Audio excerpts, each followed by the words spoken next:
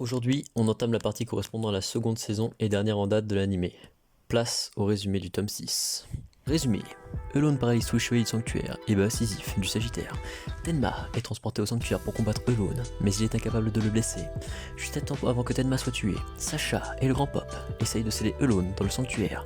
Pandore libère Elone, qui révèle à Tenma et à Sacha qu'il est en train de peindre The Lost Canvas, un tableau qui représente le monde entier qui le détruira une fois fini. Elone décide de partir, mais Pandore envoie deux spectres l'éliminer parce qu'elle est inquiète à propos de son comportement. Aldébaran protège Tenma, bien qu'il soit toujours blessé par Kakao. À la fin, les spectres et Aldébaran meurent dans la bataille. Chapitre 52. Décision. Des apprentis chevaliers parlent de la mort d'Aldébaran. Il serait mort pour protéger Pégase. Celui-ci s'éloigne et quitte le sanctuaire, vivant en exposant tout le monde au danger et devenu trop dur pour lui. Doko s'inquiète et prévient Chion. Les deux amis savent que si Tenma déserte, c'est la mort. Après la mort de leur maître, deux des disciples du taureau veulent arrêter l'apprentissage de chevalier et aider autrement, laissant à Ténéo le soin de devenir le nouvel Aldébaran. Tenma observe la scène et le poids de sa culpabilité augmente. Alors qu'il s'apprête à quitter le sanctuaire, il est stoppé par Manigoldo du cancer. Tenma lâche toute sa frustration. À ces mots, le cancer explose de rire. À la guerre, il y a des morts, c'est tout, et Tenma se donne trop d'importance. Il en profite donc pour lui mettre une belle branlée. Tant que je resterai ici, il risque d'y avoir encore d'autres morts, comme Aldébaran. Comme l'a dit Manigoldo, Tenma est une pièce maîtresse dans cette guerre, et il faut la protéger comme Aldébaran. Et ne pas la laisser seule si l'on veut remporter cette guerre. Voyant qu'il ne se tiendra pas tranquille, le Chevalier d'Or charge le déserteur et sa close box sur l'épaule, puis il le fout en prison. Chapitre 53. Emprisonnement. Tenma repense à Asmita et Aldébaran, et déprime face au fait que chacun d'eux a misé sur lui pour gagner la guerre. C'est trop dur pour sa seule personne. Pandore pète un câble en observant la constellation de Pégase toujours allumée sur son plafond d'étoiles. Elle décide alors de continuer, car après tout, c'est pour le bien d'Hadès. Soudain, Hypnos apparaît et explique à Pandore qu'Hadès va s'éloigner d'elle. Elle est la clé pour qu'il les choisisse à Pégase. Hadès engueule Pandore et la vire. C'est alors que Pandore demande à Hadès s'il est attaché à Pégase. Celui-ci répond que pas du tout. Mais Pandore entrevoit le centre du Lost Canvas représentant Tenma, Elone et Sacha. J'ai compris. L'âme du garçon qui a servi de réceptacle est en train de polluer votre mémoire, et il faut vous protéger. Ainsi, Pandore enferme Hadès, afin qu'il termine tranquillou le Lost Canvas. Voilà en quoi elle était la clé. Hypnos s'est servi d'elle pour l'emprisonner, et la dernière image oppose Tenma à Elone, tous deux emprisonnés. Chapitre 54. Départ. Alors qu'il essaye de s'enfuir de sa geôle, Tenma est secouru par Ayato, qui a été conduit par une femme chevalier d'argent, qui s'avère être Yuzuriya, promu chevalier de la grue. En réalité, elle l'était déjà, mais son armure était restée au sanctuaire. Et pour faire d'une pierre deux coups, Akurai leur a demandé de récupérer Pégase et la close box de la grue. Le grand pape essaie d'expliquer pourquoi Tenma doit rester en prison à Athéna lorsqu'Akurai se pointe et prône l'inverse. Selon lui, Tenma n'est pas en état d'être utile et doit renforcer sa volonté. Le grand pape et Akurai se font face. Je n'ai reçu aucun rapport disant que Tenma s'est enfui de sa prison, et même si cela se révélait exact, je n'aurais ni les moyens ni le temps de me préoccuper d'un simple chevalier de bronze. Sacha quitte la salle sous les sourires de Sage et Akurai. Retour sur le trio Tenma, Yuzuriya et Yato. Lost Canvas se rapproche du sanctuaire, et Sacha vient dire au revoir à Tenma, lui rappelant sa promesse et ressuscitant sa détermination. Chapitre 55. Les deux divinités. Au château d'Hadès, Hypnos, Thanatos et Pandore jouent ensemble. Pandore regrette d'avoir emprisonné Hadès, mais d'après les dieux, c'est pour le mieux car Pégase veut retrouver son ami. En prévision de cela, ils ont dressé une barrière autour du château. Retour au sanctuaire. Akurai et Sage, le grand pop, se livrent à un petit échange de coups. On apprend ainsi la constellation du maître de Jamir, qui d'après son frère... Lorsque je vois l'actuelle vitalité de ton cosmos, je me répète que tu n'aurais pas dû te contenter du simple rang de chevalier d'argent.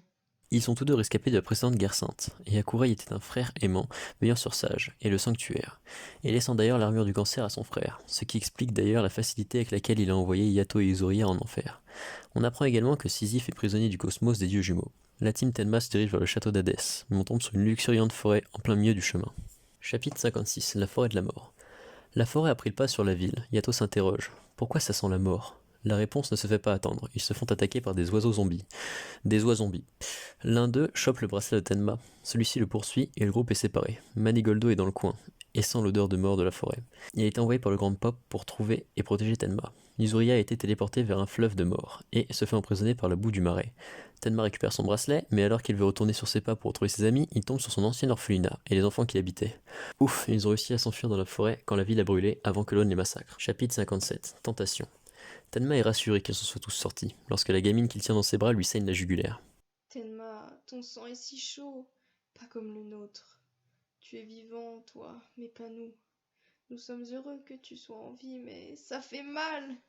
Yuzuriya lutte de toutes ses forces pour ne pas se faire emporter lorsque les marécages lui parlent. Un spectre. Mais il n'est pas là pour se battre, il invoque le défunt frère du chevalier de la grue. Celui-ci s'excuse pour le tatouage de sa sœur, il veut rentrer à Jamir et que tout recommence comme avant. Pour cela, la jeune fille doit tuer Yato et échanger sa vie contre celle de son frère. Yuzuria manipule son écharpe avec sa télékinésie et le spectre tombe en morceaux. Elle va protéger le monde, et Jamir, avec ses deux camarades chevaliers de bronze. Chapitre 58. Je ne fuirai pas. Yato est poursuivi par des mouches carnivores alors qu'il cherche à retrouver ses compagnons, et tombe nez à nez avec un scolopendre géant qui parle, et avec le symbole de Thanatos, le dieu de la mort, sur le front. Yato sera le troisième chevalier qu'il mangera aujourd'hui, dit-il en exhibant les dépouilles de Tenma et Yuzuria. Est-ce pour cela que Yato s'est battu? Pour que ses compagnons et lui finissent comme ça?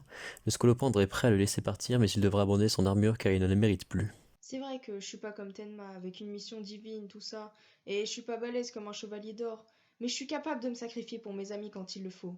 Ainsi, il terrasse son adversaire. Ses amis sont vengés. Seulement les cadavres ont disparu et Izuria est derrière lui. Chapitre 59. Le marionnettiste nécromancien. Retour sur Tenma. Pourquoi ses anciens amis, sa famille l'attaquent-ils? Tenma s'adosse contre une église en fuyant et entend des versets prononcés et quelqu'un jouant de l'orgue. Qui est dans l'église dans de telles circonstances? Pégase entre et tombe sur un tableau de l'aune et une mystérieuse religieuse qui, lorsqu'elle joue de l'orgue, manipule les morts. Tenma se fait assaillir et dévorer de toutes parts. Il doit détruire l'orgue. Cela fera retourner les enfants à l'état de cadavres, mais au moins ils ne souffriront plus. Il détruit l'orgue en s'excusant de les avoir laissés mourir. Tenma, j'ai réussi à sentir l'univers comme tu le disais. Tu es vraiment devenu un chevalier. Nous sommes sûrs qu'Alon t'attend aussi. Chapitre 60. La reine des mouches. Le spectre qui les manipule doit payer. Tenma l'attaque, mais il est blessé de toutes parts. En effet, les mouches l'ont saigné. Le spectre est Véronica, la gardienne de la forêt de la mort de la Nasu. Elle envoie ses mouches dévorer Tenma lorsque sa team débarque. Ils prennent une branlée, et alors qu'une armée de morts vivants se dirige vers eux, Manigoldo envoie tout ce bon monde en enfer. Bon, ce tome est un tome de transition en quelque sorte, on va être honnête. Cependant, l'arc narratif autour des doutes de Tenma et sa perte de confiance en lui est sympa. D'ailleurs, la partie de la forêt revient dessus. On sent que l'acceptation de la mort va être ce qui va le différencier de l'aune dans le parcours qui les oppose. Parlons maintenant du nouveau Gold Saint, Manigoldo. Il a l'air très extravagant et second degré, j'adore. Et surtout, il fait le taf pour un saint du cancer, parce que Deathmask et Schiller, c'est un peu des merdes. Bref, ce tome était sympathique mais pas exceptionnel. Bref, si cette vidéo t'a plu, tant mieux. Si elle ne t'a pas plu, j'en suis désolé. J'essaie chaque jour de m'améliorer, alors laisse une critique constructive. Allez, salut!